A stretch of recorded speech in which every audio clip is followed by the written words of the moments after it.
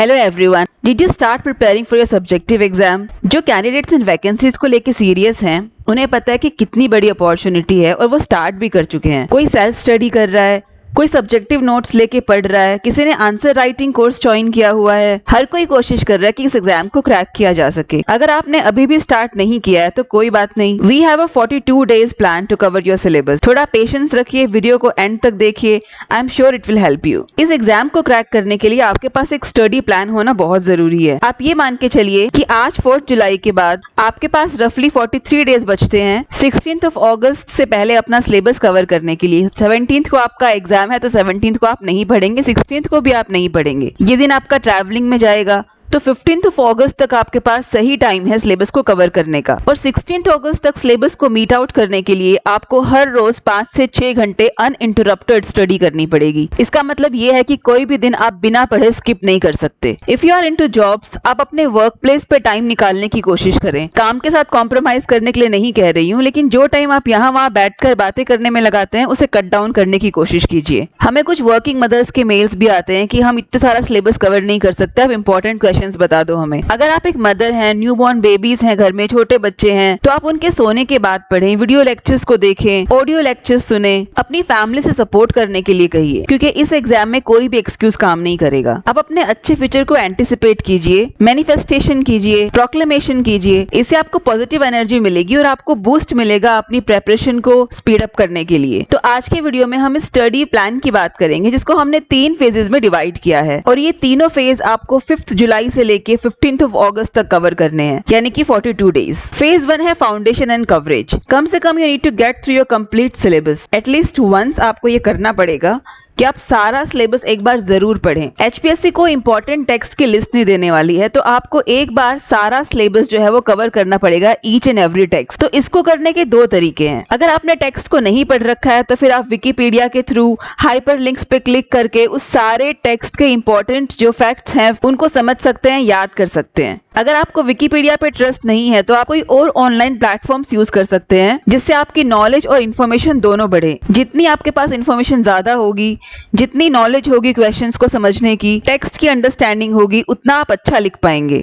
अभी at this point of time I want suggest you reading text. अगर आप text पढ़ने बैठ रहे हैं तो आप सिलेबस पूरा ही नहीं कर पाएंगे, क्योंकि किसी भी हम एक टेक्स्ट को ये बहुत इंपॉर्टेंट है नहीं बोल सकते हैं। हाँ, कुछ टेक्स्ट हैं जो यूनिवर्सिटीज के सिलेबस में हैं, जो कई सालों से पढ़ाए जाते हैं, वो ऑटोमेटिकली इंपॉर्टेंट है। लेकिन इसका मतलब ये नहीं है कि एचपीएससी आपसे बाकी टेक्स्ट के ऊपर क्वेश्चन नहीं पूछेगी। तो क्वेश्चंस कहीं से भी आ सकते हैं, इसलिए एटलीस्ट आपको एक बार सारा सिलेबस जो है उसके बारे में पता होना चाहिए, उसकी अंडरस्टैंडिंग होनी चाहिए। और दूसरा तरीका है आप रेडीमेड नोट्स लेकर पढ़ाई करें। किसी एकेडमी ऑनलाइन प्लेटफॉर्म से बनाए हुए आंसर्स ले लीजिए, इससे आपका टाइम सेव हो जाएगा। जो मेहनत आप इंपॉर्टेंट क्वेश्चंस को ढूंढने में, रिसर्च करने में लगाने वाले थे, वो आप नोट्स को याद करने में लगा सकते हैं।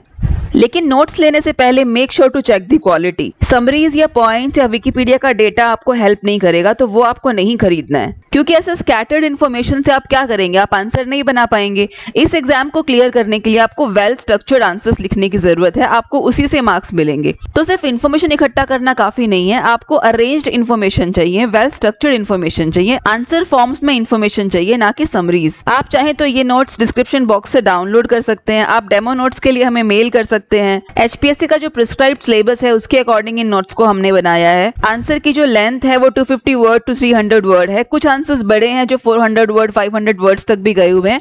वो डिपेंड करता है कि कंटेंट कितना है। अगर एक सोनेट है तो उसके ऊपर आपको आंसर्स छोटे मिलेंगे, अगर कोई नॉवल है तो उस पर आपको आंसर्स बड़े मिलेंगे। डिपेंड करता है कि क्वेश्चन किस तरह का पूछा गया है। तो आप खुद के नोट्स तो बनाइए, लेकिन आप जरूर कहीं से हेल्प लेने की कोशिश करिए, ताकि आपका जो सिलेबस है उसको आप स्पीड अप कर सकें। अब बात करते हैं कि आप फेज 1 में कौन से एरियाज पे डेली फोकस कर। अगर आप 5 से 6 घंटे एक दिन में लगा रहे हैं तो आपको कैसे सिलेबस को कवर करना है, उस बारे में बात करते हैं। आप हर रोज कोशिश करें कि एक लिटरेरी पीरियड जो है उसको जरूर कंप्लीट कर सकें। Focus on the history, the important movements, important writers, work, ये सब आपको हर एज का बहुत ध्यान से पढ़ना है। जब आप किसी लिटरेरी पीरियड को ध्यान से पढ़ते हैं तो आपको हर तरह की नॉलेज मिल जाती है, उसके फीचर्स, कैरेक्टरिस्टिक्स, उसके राइटर्स कौन कौन थे उस पीरियड में, पॉलिटिकल और इकोनॉमिकल सर्कमस्टेंसेस सर्कमस्टेंसेस किस तरह के थे, कौन सी कल्चरल प्रैक्टिसेस काम करती थी, लिटरेरी मूवमेंट्स कौन कौन से आए थे, हिस्टोरिकल इवेंट्स कैसे हुए थे एंड व्हाट नॉट। तो एक एज में ये सब कुछ कवर हो जाता है और जितनी अच्छी आपको एज की अंडरस्टैंडिंग होगी उतने ही अच्छे आप टेक्स्ट को समझ पाएंगे। तो बहुत इंपॉर्टेंट है हिस्ट्री को पढ़ना। आप हर रोज एक एज को कवर करने की कोशिश कीजिए। आप हडसन की बुक से पढ़ सकते हैं, आप लॉन्ग की बुक से पढ़ सकते हैं, और अगर आप चाहें तो हमारे नोट्स में से भी एजेस को कवर कर सकते हैं। बहुत अच्छे से हमने आंसर्स को फ्रेम करा हुआ है, सारी की सारी एजेस कवर की हुई हैं। एक एज के ऊपर आपको 3 से 4 क्वेश्चंस मिल जाएंगे। उसमें इंपॉर्टेंट राइटर्स भी हैं, इंपॉर्टेंट टेक्स्ट भी हैं, इंपॉर्टेंट मूवमेंट्स भी हैं। तो आपके लिए एजेस को कवर करना इजी हो जाएगा। तो ऑब्जेक्टिव एग्जाम के लिए प्रिपेयर करने में और सब्जेक्टिव के लिए प्रिपेयर करने में कुछ डिफरेंस होता है। जब आपने ऑब्जेक्टिव एग्जाम की तैयारी की होगी तो आपने फैक्ट्स याद किए होंगे, डेट्स याद की होंगी, टेक्स्ट के नेम्स याद किए होंगे, लेकिन सब्जेक्टिव एग्जाम की प्रिपरेशन का मेथड अलग होता है। यहाँ पर आपको सिर्फ याद नहीं करना है, यहाँ आपको समझना बहुत जरूरी है। तो एजेस को समझिए, इवेंट्स के सीक्वेंस को समझिए। तो सब्जेक्टिव नोट्स में आपको ये काम भी करके दिया हुआ है, आप यहाँ से पढ़कर भी सारे जो इंपॉर्टेंट इंसिडेंट्स हैं उसके बारे में समझ सकते हैं। सीक्वेंस में एजेस दी हुई हैं, सीक्वेंस में इंसिडेंट्स दिए हुए हैं, तो आपको प्रिपेयर करने में इजी रहेगा। और इसी के साथ साथ unit number 10 research methods and materials in English, इसके क्वेश्चंस भी आप प्रिपेयर करते रहें हिस्ट्री के साथ साथ ही, क्योंकि इसमें भी इतना डिफिकल्ट कंटेंट नहीं है। अगर आप एक बार इसको रीड करेंगे, समझेंगे, तो आपको सारी बातें समझ में आ जाएंगी। अप्रोचेस के बारे में आपको पढ़ना है, रिसर्च मेथड्स के बारे में आपको पढ़ना है, रिसर्च गैप्स के बारे में आपको पता होना चाहिए, कैसे लिखते हैं इन आंसर्स को। इसके अलावा primary methods, secondary methods, digital tools for research, तो ये सारे के सारे जो इंपॉर्टेंट क्वेश्चंस बनते हैं वो आपको इन नोट्स में मिल जाएंगे। But make sure to cover at least 2-3 questions every day with history from unit number 10। ये टॉपिक्स छोटे हैं, इजी हैं, हर क्वेश्चन का सही फॉर्मेट, फ्रीक्वेंसी, टाइप आपको सब पता चल जाएगा।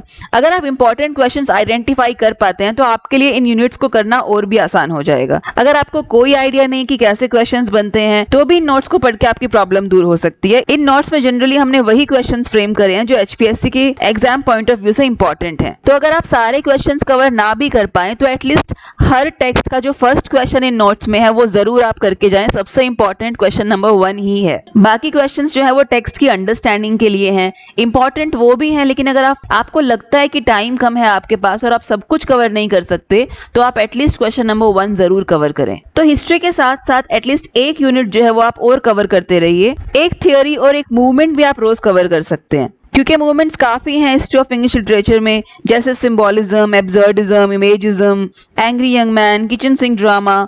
बहुत से स्कूल ऑफ थॉट्स भी हैं इसमें, ग्रुप्स हैं, वॉर पोएट्स हैं, यूनिवर्सिटी विट्स हैं, मेटाफिजिकल पोएट्स हैं, सन्स ऑफ बैन हैं। सो इस तरह की और भी बहुत सारी टर्म्स जो है वो आपको इन नोट्स में मिल जाएंगी। एटलीस्ट आप दिन के 5 से 8 जो मूवमेंट्स हैं उनको कवर करने की कोशिश कीजिए, तभी आपका सिलेबस कंप्लीट हो पाएगा।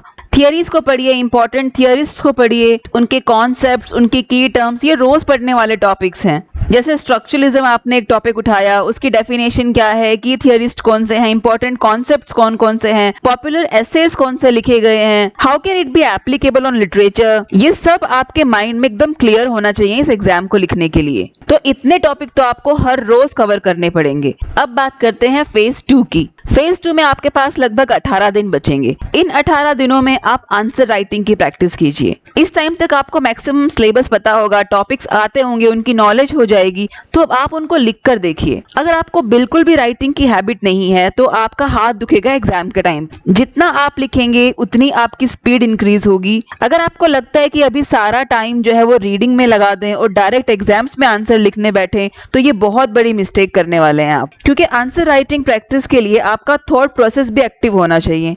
कई बार माइंड तेज चलता है, हाथ स्लो चलता है, तो वो कोऑर्डिनेशन नहीं बन पाता।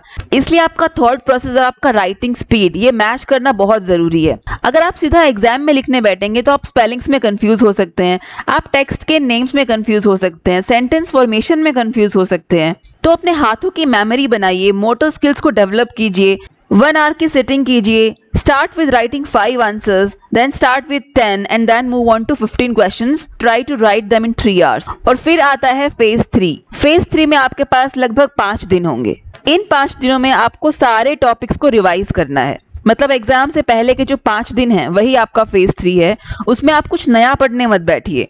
जो आपने पढ़ा है अब तक इतने दिनों में आप उसको रिवाइज कीजिए। लेकिन सिर्फ रीडिंग नहीं करनी है, राइटिंग प्रैक्टिस तो आपको छोड़नी ही नहीं है। और इंपॉर्टेंट क्वेश्चन में भी आप एक टेक्स्ट का एक क्वेश्चन जरूर पढ़िए इन 5 दिनों में। और क्योंकि एग्जाम बहुत नजदीक होगा इस टाइम पर, तो आपको खुद को भी थोड़ा टाइम देना होगा। कॉन्फिडेंस बिल्डिंग पे काम कीजिए, आप मैनिफेस्ट करें, मेडिटेट करें और रेस्ट करें। पढ़ने का तरीका ऐसा होना चाहिए कि आप 90 मिनट की सिटिंग दीजिए, फिर 15 मिनट का ब्रेक लीजिए और स्ट्रेस फ्री रहें, वो सबसे इंपॉर्टेंट है। एक डेली चेकलिस्ट बनाइए कि क्या क्या पढ़ना है आज और उसे पूरा करने की कोशिश कीजिए। तो आज के वीडियो में इतना ही। नेक्स्ट वीडियो में बात करेंगे एक एवरेज आंसर, गुड आंसर और बेटर आंसर में क्या डिफरेंस होता है। मैंने बेस्ट आंसर नहीं कहा क्योंकि ये सब्जेक्टिव एग्जाम है और इसमें आप किसी भी आंसर को बेस्ट आंसर नहीं बोल सकते, क्योंकि यहाँ आंसर राइटिंग में सब्जेक्टिविटी है। आंसर चेक करने वाले की भी सब्जेक्टिविटी काम करेगी आपको मार्क्स देने में। लेकिन आपको एक बात ध्यान में रखनी है कि आपको दूसरों से अच्छा लिखना है। और ये कैसे होगा? जब आपके पास बढ़िया कंटेंट होगा,